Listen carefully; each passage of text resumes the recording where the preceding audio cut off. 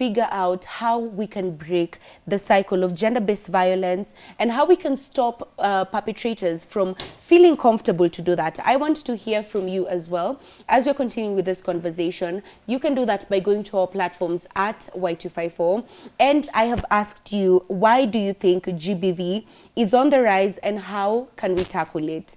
I want us to figure out ways we can deal with GBV and why is it on the rise? Go to our platforms at Y254 and let me know. I will sample your comments after our break, and then we will go through all that together and figure out ways of how we can stop GBV. So I think it's not the first time we've had a conversation on GBV on this platform. Yeah. And gender-based violence is something that has become so prevalent. In 2024, we have so many cases of GBV. Both male and females come forward and they talk about it. Habib, why do you think we have so many cases currently? First of all, let me start by saying that I serve at Kariobangi Social Justice Center. And GBV is one of the the thematic areas of our focus as a community-based organization. And basically our work revolves around documentation, reporting and monitoring the GBV cases, and also enhancing access to justice, and just trying to be able to work with the survivors in terms of accessing access to justice. But I want to look at in a more based on someone who is on the ground, and as someone who on a day-to-day we encounter and maybe handle some of these cases. I think right now as a country we are faced with economic challenges, and the aspect of high cost of living is a key contributor to the GBV cases, because for example, if you are a man and you cannot actually be able to provide for your family, definitely there will be conflict within the family setup. There's an aspect of the mental health which we are ignoring, and definitely when you look it back, it trickles back to the high cost of living, the economic situations and hardship, and whatever Kenyans are going through right now. And with issues of unemployment, people are left only to be able to indulge on issues of drugs and substance abuse as a way to be able to cope up with life challenges that they are facing. So mental health is very, very key and crucial factor and a key contributor to issues of gender-based violence. But it's something that have been overlooked because when we are serious, actually we are serious and committed for me to be able to address the GBV, then we need to be able to dig at the root cause of the problem. Why are we having GBV? And in most scenario, you see so much at the times that we focus about ensuring that the survivors get justice, and we kind of also forget to be able to concentrate with the perpetrators and get to understand what actually, why should someone just be start, for example, the case of Juma Aisi, who actually confessed killing 42 women. A normal human being cannot just waking up, you kill one woman after the other after the other. This must be something that is amiss. And it's a conversation that as a country, as a society, and even the government need to be able to dig deep, because right now we need to have even the data and do a research beyond that, go beyond maybe just the data and knowing how many people have been killed, how many cases are we talking about. We need to know what actually are the factors and what actually need then to be done, so that we can be able to address it at the root cause rather than dealing with the symptoms of GBV. I love that. I love that you have very clearly outlined that it's something that's deeper. And half of the time we've been dealing with the cases, we've been looking at the surface level.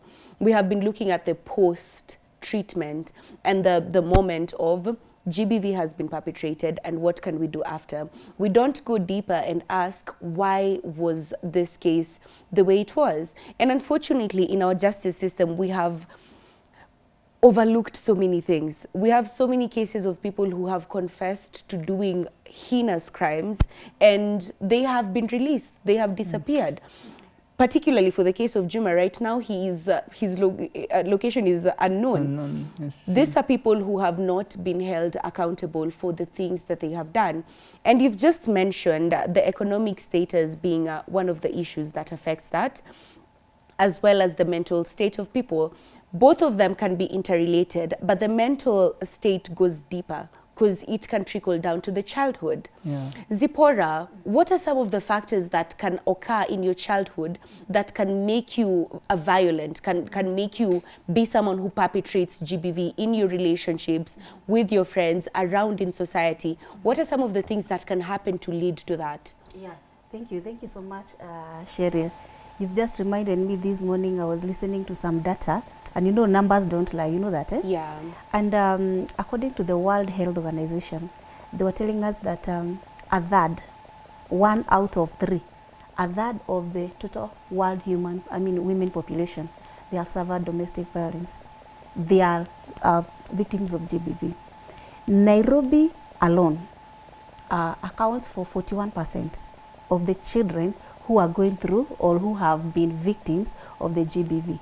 So you've asked us, what are some of the things that may have happened probably in childhood that may maybe have caused that in future? I'll take you back to somebody we used to call, there's a psychologist we used to call Erik Erikson. There's another one called Sigmund Freud, and there is Piaget. All of them, they were American psychologists who observed children in their formative years. And you realize that between 0 and 7 years of age, that is the time this child is getting all the information and interpreting their world. Past 7 years, if you've not really bonded with your child, forget about it. Because this is the time they are getting to interpret their world. They are so inquisitive. You know, they'll ask you all manner of questions, because that is, you know, that is when you even see a child looking at the mother's photo and they ask you, Mom, where was I during the wedding? You know, they're trying to interpret their world from their tender age, yeah? So when, remember, this is a very, how do I put it? The brain is still developing. We say the formative years of a child is more or less like a wet cement. Any impression you put on it will last forever. So this child has grown and is picking signals and everything and interpreting them to be good. So I've seen mom and dad fight. So I have seen dad is fighting mom, and one of the things that will come, one of the conditioned reflex would be fear. Where is this fear? It is trapped in your nervous system. How does the brain interpret that fear? You start seeing these, you know, you'll hear they were having nightmares, they were victims of what we call PTSD, post-traumatic stress disorders. In school, you hear the child is not concentrating. And because, you know, all your memories, both good and bad, they're somewhere at the back of your brain. They are repressed. We call them repressed. And somehow they'll have to come out. You know, they can't stay there forever. They'll come out. How do they come out? Through aggression, that is one. Either way, they can come out through a dream. You start telling us, you know, I keep on dreaming about this. That tells you those are unprocessed thoughts, yeah? Fear, aggression, anger. Mtu alikukasirisha ukua class 2. And that is why you should actually not anger a child. Me, I always remember those people who did nasty things when I was young. Like mtu alikunyima chapati. Yeah. And Unashikilia. you remember those memories, and they are so vivid because they are kept there. Children are very good. Actually, we always tell people, when a child witnesses violence, they will never forget what they saw. No matter the amount of counseling they go through, they'll always remember that. So part of what these emotions will come out as adults, when they are now able, remember they are still young, they cannot fight you back, but they'll mature up and they'll be able to fight back. What do? They develop anger. How does this anger comes in? I saw dad fight, now it's my turn. It's my turn to take revenge on what I saw. And so they'll be very violent in life, all right? And you realize that there are cases of bullies in school. Find out if this child is bullying the others, what may have triggered that. It takes them back to what they saw while they were growing up. Because if you witnessed violence as a child, either yourself or the people who are close to you, when you grow up, that thing is still within you. There's that deep-rooted bitterness within you. There is that tendency to, you know, project it to the others. So you'll always be, you know, outburst, emotional outburst, you there, malice, you take what you call dangerous behaviors, yeah? Like you can engage in unprotected sex. You know, you're trying to, you know, vent out emotions that have been repressed for so long. So when these children have been seeing this chaotic home, this violence, either to them or even to the people who are close to them, just know that in future they'll have a problem.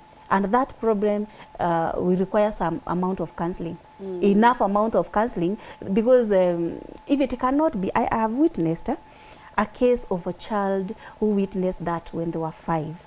But now they become very violent. They don't want to see boys. They cannot handle boys anywhere. You see that? So you will treat that maybe using what you call pharmacotherapy.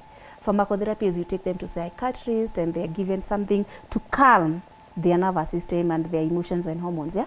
And then you take them back to what you call the talk therapy. So a counselor will be able to help them process their anger, their, you know, the emotions and such. So the damage you're doing to them will come out later. Yeah, and I like that you've very clearly stated that during the formative stages of a child, we process information and we keep it subconsciously. Yes. So all that, the things that happen when we are children, they affect our adulthood. They affect the experience of our lives. Yes, yes. And unfortunately, we have some areas that they're prone to violence because of the number of people, particularly like in informal settlements. We witness a lot of violence in those areas because there are multiple people who are staying there, youth, families, children. So we can find that in places perhaps like Kariobangi, we witness a lot of violence. I was talking to another lady who was telling me when she was a child, I think she grew up in Dandora or somewhere, she was a child, she'd see police chasing thieves and all that, and they'd be shooting live bullets on the streets, and it was something normal for them. These things happen and it's normalized in some areas. They're like, no, they just fight. Our neighbors just fight like that. They do this and they do that. And when we talk about mental health, we need therapy. As Zipporah is saying, we need therapy to process all that and to get through it. Unfortunately, therapy is not easily accessible to most people, and particularly for the middle class going down. Most of these people do not have direct access to therapy. It's becoming now more available. People are getting more open-minded towards going towards it. But there are some people who still are dealing with those traumas from their childhood, and now they're parents.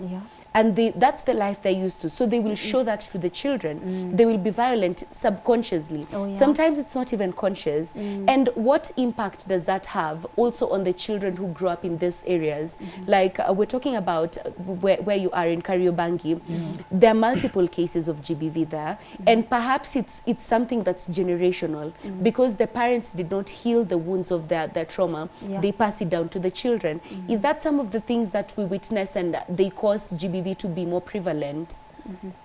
I'll agree on that because it is like inheriting that cycle of violence, the continuous. And in between, you see within the informal settlement, the reality is it is where we disregard the rule of law.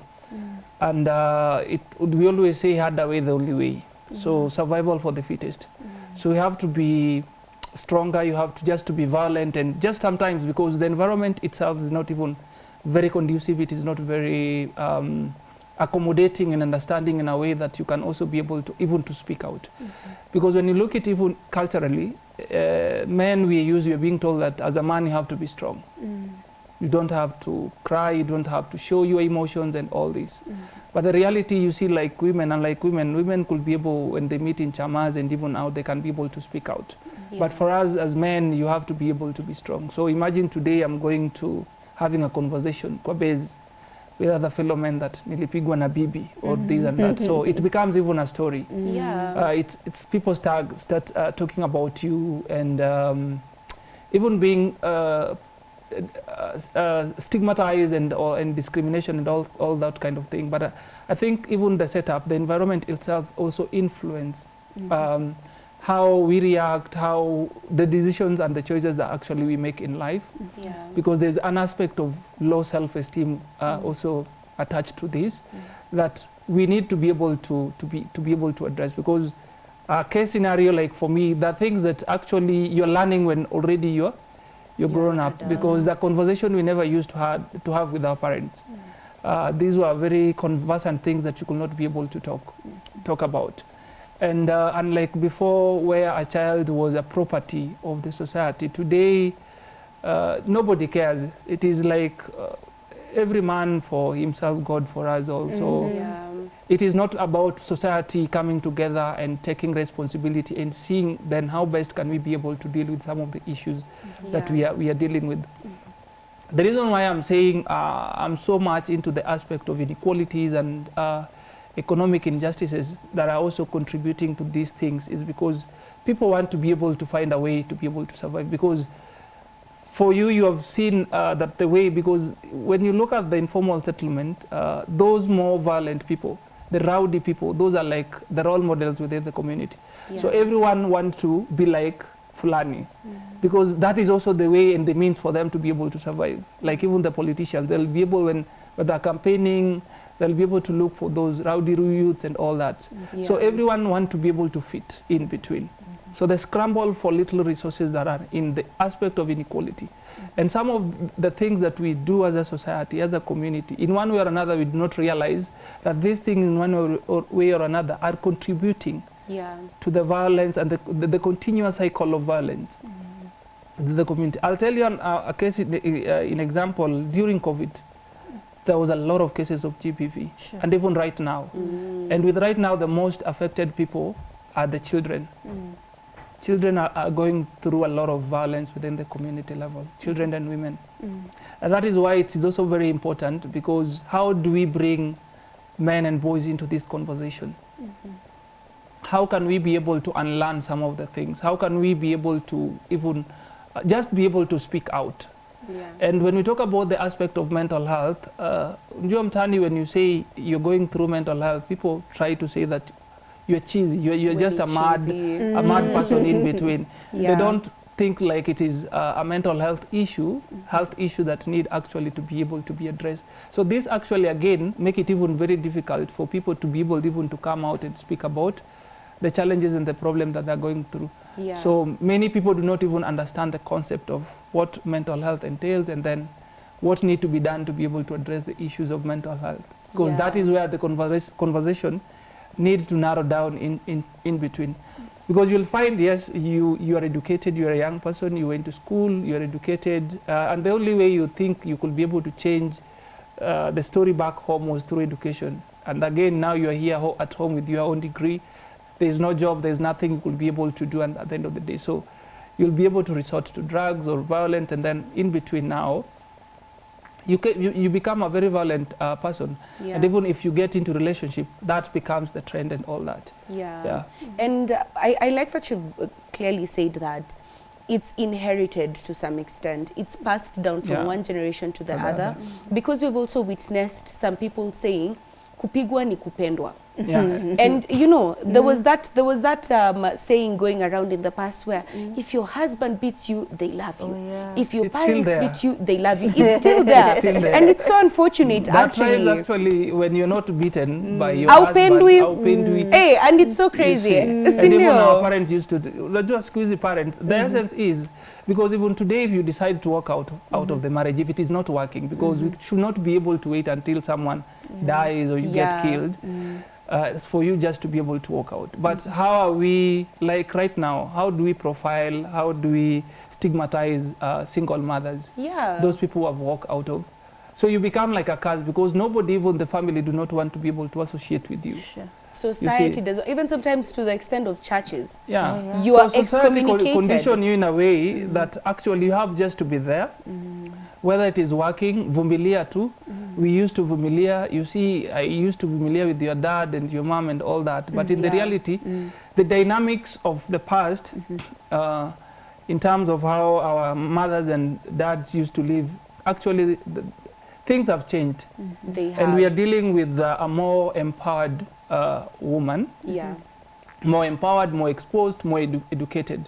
The essence is the boy child ready to be able to accept and be able to accommodate and deal with the more informed and educated women. Yeah. Because that is also where we need also to be able to have the conversation. The conversation, because I dislike it totally to when people try to say that it's more, when we talk about gender equality, it's not more like a comparison or a fight between men and women. Yeah. It is just trying how best can we be able to create a same wavelength within the society. It's about equity, not even equality, because the reality is we can never be equal, but it's just about equity based on the same opportunities and all that. So as we're progressing with this conversation, we are talking about how we can break the cycle of gender-based violence. So I want to hear from you. Why do you think the cases of gender-based violence are on the rise?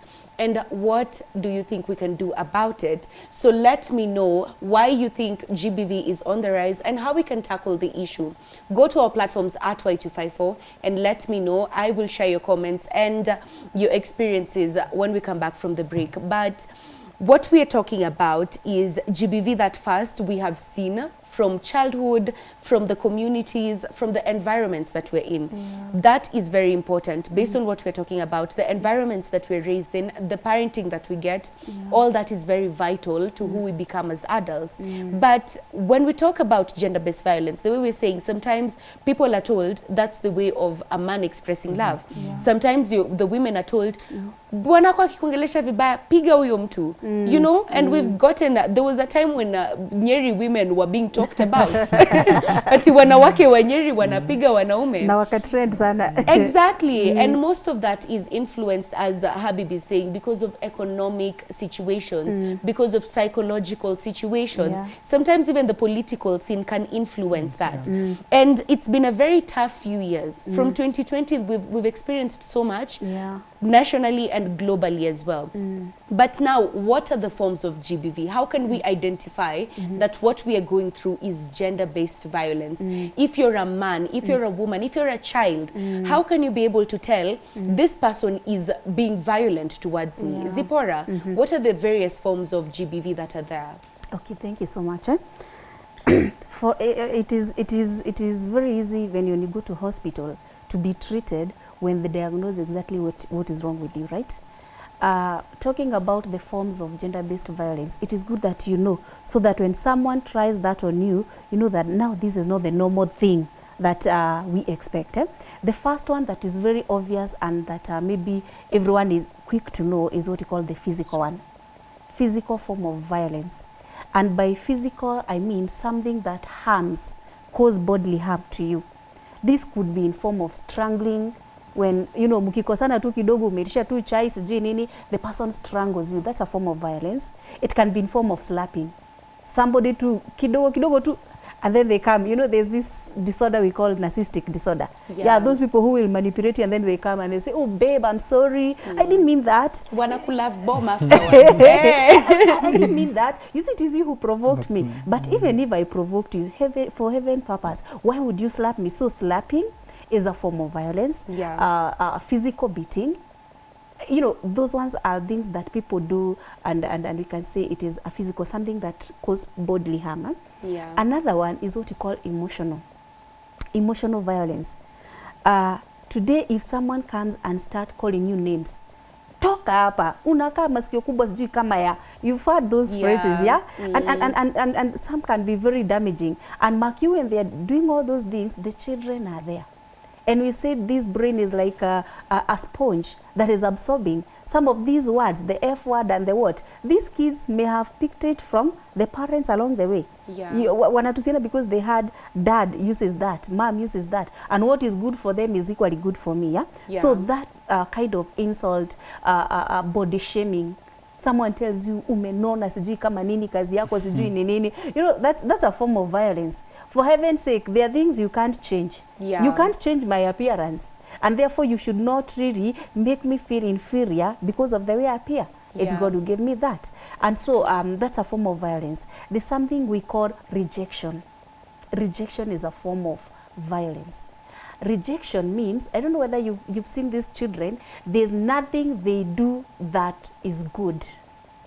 Whether you try cleaning mom's carpet and her shoes and her bed sheets and everything, you will never warrant a I love you comment from them. That's a form of rejection.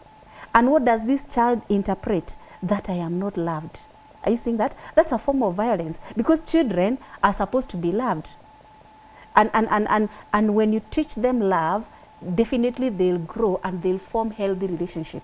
So if you don't show them love, what will happen is that you've not modeled anything, and so the world will model anything for them. And that is why I'm always worried when I see some of these. I don't know whether you've noted, you people are in the media, you've noticed some of the gaming activities. You've seen this ugly monster is coming and running and smashing everyone. You know, they are animated. And you see your 2-year-old, 3-year-old boy is there. You know, what are you conditioning this mind? That mtu akikukosea, do that. Are you seeing that? So rejection is a form of violence. Another form of violence is, we could talk of financial. Cheryl, if you ever get married and the man who marries you says no to job, ama biashara, ukae nyumbani, I'll provide for you, that's a form of violence. Why are you denying me the opportunity to go there and be myself? Some will even say the money you earn is my money. You know, you earn your salary. Imagine the hassles, you wake up in the morning, come to work, and all those things, face the HR and everything, and then you get the salary and the husband takes it. Ukitaka anywhere anakugawia. Ukitaka na anakugawia kama Puritan, It's not excess. No. Nywele ni ngapi? Sawa, shika. And they even tell you, no, kwa mama nani you can bargain. You don't have to use the whole 1,000. You're too expensive nowadays. Sometimes they'll even send direct to the till number. Exactly, Send me the till. You see, that's a form of violence. They are denying you the opportunity to go there and be yourself. Another thing, they deny you the opportunity to even own property. They say, like, you know, you've heard that thing, like, women should not own land, I don't know, blah, blah, blah, you know, such stuff. And so even when you go there, you hustle and you've got your own V8, it has to be written. The logbook has to read the man's name. You buy a portion of land in Kamakis, it has to be under somebody's name. Are you seeing that? And God forbid, then this man goes and gets a mpango, and the mpango comes in and sits and owns your home. You will just walk out like that. You didn't have any property under your name. Are you saying that? That's a form of violence. And so there are so many other forms, because we could even talk about psychological. Psychological torture. By psychological, I want you to imagine what we used to call the Cold War. Did you ever hear mtu akiwaambia ati amekupiga Cold War? Cold War is, you prepare for me breakfast, I refuse to take it. You iron for me clothes, nakuja naiangalia tu hivi, I go to the wardrobe and I pick for myself the one I want. You know, I'm coming, I don't know, to give you what you don't want. In other way, you are making me feel inferior, inconsequential, not needed in that relationship. Are you seeing? That's a form of violence. And there are multiple forms of violence. There are so many. Because, you know, we focus on the physical and we neglect to look at all these other kinds. You didn't even talk about the FGM. It's a form of violence. It is. I want us to, let me take a short break and then come back and tackle all this and figure out what effect do even the small things that we're talking about have on the victims. What impact does it leave? Because we've just talked about the kids, they get the impression, but what else? Who else suffers through it? So I want us to take a short break, but meanwhile, go to our platforms at Y254. Let me know why you think GBV is on the rise and how can we tackle this issue. We have been talking about femicide, GBV. What can we do to tackle the issue? So let's take a very short break, but stay tuned. We'll come back with so much more on this and figure out the way forward.